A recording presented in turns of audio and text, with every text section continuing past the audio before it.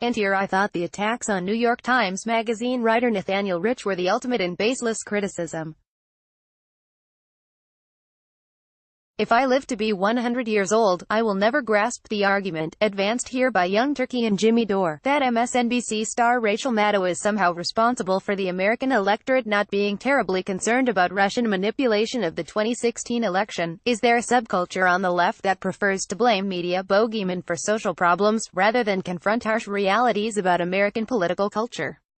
Dore's assault on Maddow is eerily reminiscent of the rhetorical assault on Rich in both cases. It stems from some progressives not being able to handle certain truths. Rich's critics appear reluctant to acknowledge the reality that the American electorate's dismissal of environmental concerns, as manifested by, among other dynamics, the twin landslide victories of Ronald Reagan in the 1980s, played as much of a role as the machinations of the fossil fuel industry in fueling the climate crisis. Dore also appears reluctant to acknowledge that the American electorate's apparently tepid attitude toward Putin's perversity is an indictment of the American electorate, not of Maddow. It is not Maddow's fault that people shrug their shoulders at evidence of a manipulated election. Frankly, a special Pulitzer Prize should be created to honor Maddow for her work spotlighting the extent to which Russia has desecrated our democracy.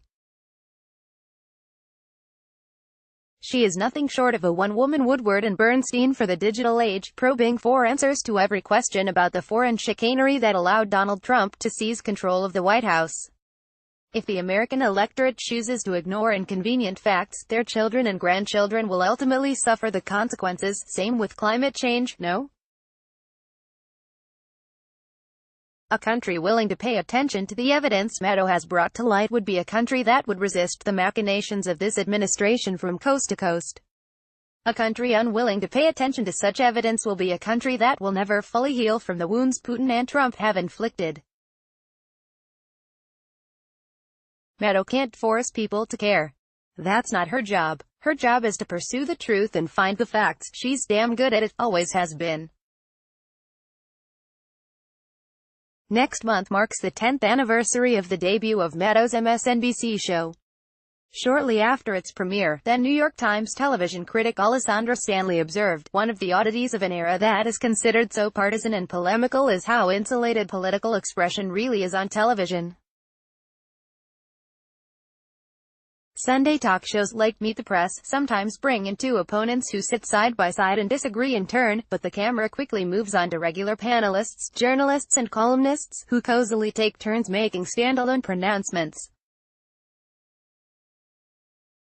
One of the few shows that fosters feisty ideological debate, The McLaughlin Group, seems frozen in amber. On cable news programs, an anchor usually interviews guests of opposing views, from afar, by satellite, each commentator isolated in a box, arguing across a split screen.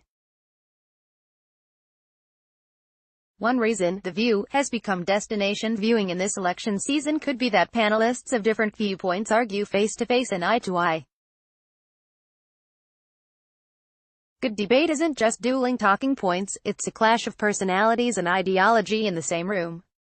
Ms. Maddow has the character and political passion. What she doesn't have is a worthy, ideological opponent. It didn't seem to occur to Stanley back then that the reason Maddow didn't have a worthy opponent is because no one on the right is on Maddow's intellectual level. For the past decade, Maddow has been a vital voice for progressive principles, so vital that she's now taken for granted, it seems. Have we forgotten that it wasn't too long ago when progressive perspectives were all but invisible on cable news? There was a time when cable news executives would have denied opportunities to Maddow and those who shared her views. Thank goodness MSNBC gave her the opportunity, and thank goodness Maddow made the most of it. There's only one word to describe Dore's attack on Maddow: ridiculous. Decades from now, Maddow will be praised for her reporting on Russia, and her overall body of work. It's a damn shame she'll have to wait that long for the credit she's due today.